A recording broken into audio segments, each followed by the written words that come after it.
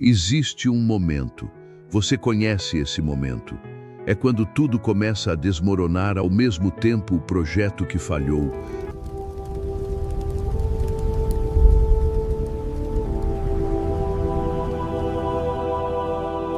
O projeto que falhou, a ligação que você não esperava, a palavra que alguém disse e que ficou ecoando. E aí acontece algo que ninguém te ensinou a nomear o seu sistema interno. Entra em colapso. Você reage antes de pensar, fala antes de entender, age antes de escolher. E depois, horas depois, dias depois, você olha para o que fez e pensa: por que eu agi assim? Em 161 d.C., um homem chamado Marco Aurélio tornou-se o homem mais poderoso do mundo, imperador de Roma, líder de um território com 70 milhões de pessoas. Ele enfrentou guerras, pragas, traições, a morte de filhos, conspirações internas, e ao longo de tudo isso, ele escreveu um diário, não para publicar, não para ser lembrado, para si mesmo, para se lembrar de como funcionar quando tudo quebra. Esse diário existe até hoje, e dentro dele está algo que neurocientistas do século Ching levaram décadas para confirmar: um protocolo mental para não entrar em colapso sob pressão. Esse vídeo é sobre esse protocolo e, mais importante, sobre como instalar ele em você. Antes de chegar ao protocolo, precisamos entender o problema. Porque a maioria das pessoas acha que entrar em colapso sob pressão é uma questão de força de vontade. Eu preciso ser mais forte, eu preciso ter mais disciplina, eu preciso me controlar mais. Isso está errado. O problema não é força, o problema é arquitetura. Quando você percebe uma ameaça real ou imaginária, uma região do seu cérebro chamada amígdala dispara em milissegundos. Ela manda o sinal antes que o córtex pré-frontal, a parte racional, sequer processe o que está acontecendo.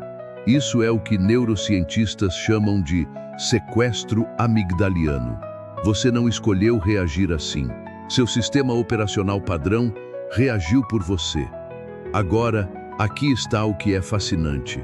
Marco Aurélio descreveu esse mesmo fenômeno em 167 d.C., sem saber nada de neurociência, sem ressonância magnética, sem laboratório. Ele escreveu, e eu vou traduzir diretamente das meditações, entre o estímulo e a resposta. Existe um espaço. Nesse espaço está o nosso poder de escolher. 2000 anos depois, o psicólogo Viktor Frankl disse a mesma coisa com outras palavras. O espaço entre o estímulo e a resposta. Os estoicos não chamavam isso de neurociência. Eles chamavam de hegemonikon, o centro de comando da mente. E eles desenvolveram um método para expandir esse espaço. O protocolo estoico de controle sob pressão tem 4 etapas. Não é teoria, é prática diária. Marco Aurélio a executava toda manhã. Epicteto a ensinava como treino obrigatório. Vou detalhar cada uma. Os estoicos chamavam de prosoche atenção a si mesmo. A ideia é simples, mas brutal na execução. Quando o gatilho aparece, a mensagem, a notícia, a palavra, você não reage, você pausa, não por fraqueza, por escolha. E nessa pausa, que pode durar 3 segundos, você faz uma pergunta específica. Isso está no meu controle ou fora do meu controle? Essa pergunta parece simples. Não é. Ela força seu córtex pré-frontal a se reengajar. Ela interrompe o sequestro amigdaliano. É literalmente uma função cognitiva sendo ativada por uma pergunta. A neurociência moderna chama isso de reavaliação cognitiva. Os estoicos chamavam de dicotomia do controle. Marco Aurélio escrevia essa pergunta para si mesmo todas as manhãs, antes de qualquer reunião, qualquer decisão, qualquer conversa difícil. Depois da pausa, os estoicos faziam o que eu chamo de inventário frio. Epicteto ensinava assim: separe o evento do julgamento sobre o evento. O evento é neutro, é o que aconteceu. O julgamento é o que você adicionou em cima disso. Exemplo concreto. Evento, seu chefe criticou seu trabalho em público. Julgamento automático.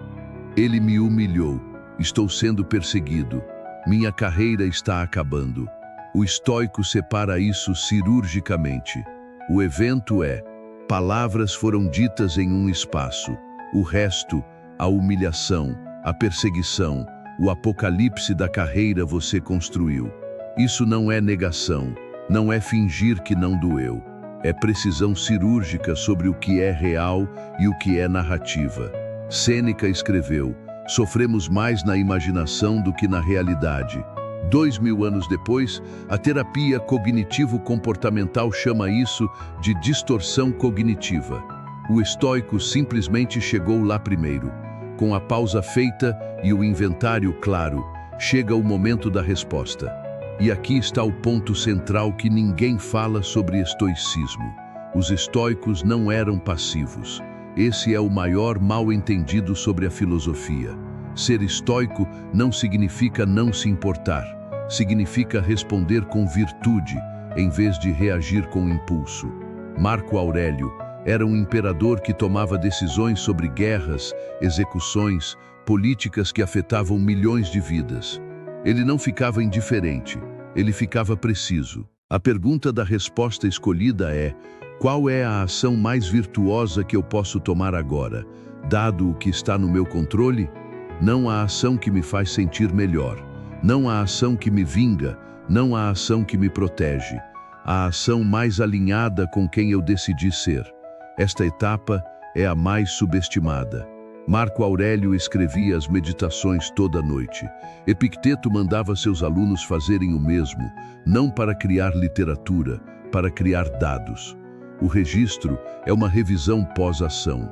O que aconteceu hoje que me tirou do protocolo? Onde eu pausei? Onde eu não pausei? O que o inventário teria revelado se eu tivesse feito? Pausa. Isso é o que engenheiros chamam de post-mortem. Os estoicos chamavam de exame de consciência noturno. E é o mecanismo que transforma o protocolo em hábito permanente. Sem o registro, você repete os erros. Com o registro, você os acumula como dados. Com dados suficientes, você começa a ver padrões. E quando você vê padrões, você para de ser surpreendido. Agora, vou tornar isso concreto. 3 situações que a maioria das pessoas enfrenta toda semana. Situação 1. Crítica pública. Você apresenta um trabalho. Alguém critica na frente de todos. O sistema padrão reage. Defesa, raiva, vergonha, ataque. O protocolo. Estoico. Pausa. 3 segundos. Pergunta: o que nessa crítica está no meu controle? Inventário. A crítica em si é neutra. O que ela contém de útil? Resposta escolhida. Obrigado, vou considerar isso. Registro noturno. O que eu senti, o que era narrativa e o que era real. Isso não é passividade, é precisão. A pessoa que reagiu com defesa já está fora do jogo. A pessoa que pausou e respondeu com precisão acabou de demonstrar algo que ninguém esperava. Situação 2. Fracasso de projeto. Algo que você construiu por meses não funcionou. O sistema padrão reage catastrofização, autossabotagem, paralisia, o protocolo, pausa, inventário. O que exatamente falhou? Separe o evento da narrativa de que você é um fracasso.